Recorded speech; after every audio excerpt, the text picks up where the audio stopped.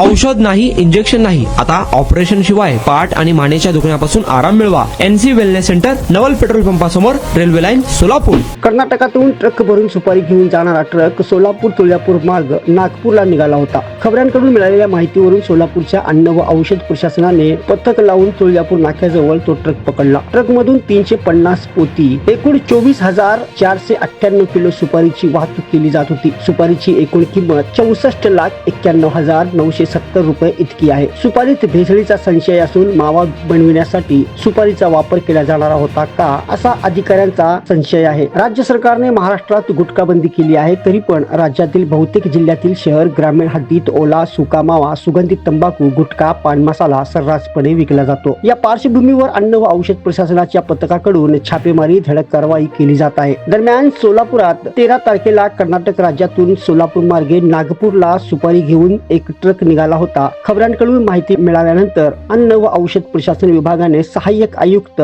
साहेबराव देसाई यांच्या समवेत अन्न सुरक्षा अधिकारी कीर्ती देशमुख, नंदिनी हिरेमठ, चन्नवीर स्वामी, उपप्रशिक्षणार्थी अन्न सुरक्षा अधिकारी कर्षा एखंडे यांचे पथक सोलापूर तुळजापूर रोडवर पोहोचले. तुळजापूर नाक्याजवळ ट्रक अडवून चालकांकडील कागदपत्रांची तपासणी केली. ट्रकमधील पोत्यातील सुपारी तुटलेली आणि खराब झालेली दिसून आली. प्रथमदर्शनी निकृष्ट दर्जाची सुपारी नेमकी अवैध कामासाठी नेली जात असल्याचा संशय अधिकाऱ्यांना आहे. सार्वजनिक आरोग्याला धोका निर्माण होऊ नये या उद्देशाने अधिकाऱ्यांनी अन्न सुरक्षा व मानदे कायद्यानुसार सुपारी जप्त केली आहे. आणि आता अवस्था अशी व्हायला लागली होती की मी बसत किंवा उभं राहत नव्हतो, तर जास्तीत जास्त झोपून राहायचा प्रयत्न करायचो.